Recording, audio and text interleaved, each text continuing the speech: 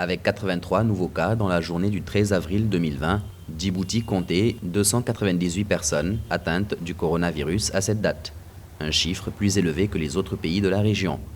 Néanmoins, les autorités djiboutiennes affirment pratiquer plus de tests que dans les pays voisins. Le gouvernement explique que Djibouti est dans une phase active de l'épidémie et recherche les personnes ayant été en contact avec des malades de l'hôpital Al-Rahma, nouveau foyer d'infection découvert il y a quelques jours.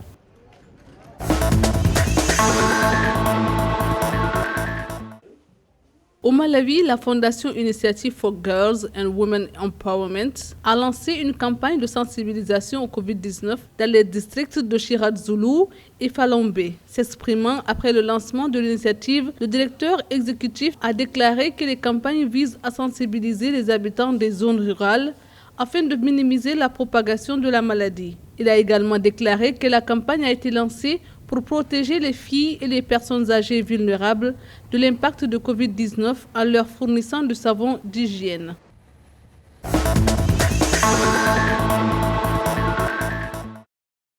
Le vice-président ghanéen Mahamadou Bawumia a lancé l'application GH Covid-19 Tracker pour permettre aux individus d'accéder et de fournir des informations de base sur le Covid-19. Afin de faciliter le traçage, le test et le traitement de la maladie, l'application créée par les ministères de la Communication et de la Santé aidera les autorités sanitaires à identifier les communautés à haut risque pour éviter une nouvelle propagation du virus.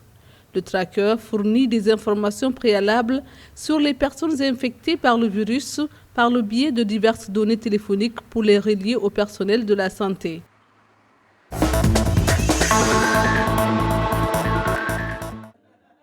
La Banque mondiale a déboursé 7,6 millions de dollars pour aider le Soudan du Sud à répondre à la menace de la pandémie de Covid-19.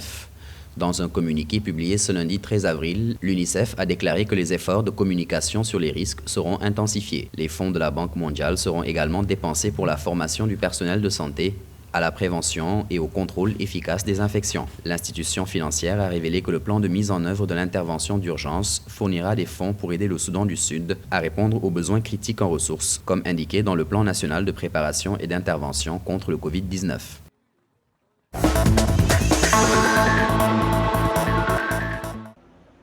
Au Zimbabwe, le conglomérat anglo-américain Unki Mines a versé 10 millions de rands à l'hôpital provincial de Gweru pour la mise en place d'un centre d'isolement. Dans le cadre de la riposte contre le coronavirus, le conglomérat anglo-américain a procédé à ce financement pour aider les responsables médicaux à s'occuper des cas de Covid-19 dans la province de Gweru. Le ministre des Affaires provinciales, Larry Mavima, a exhorté les habitants à respecter la directive du gouvernement sur le confinement et à éviter les mouvements inutiles.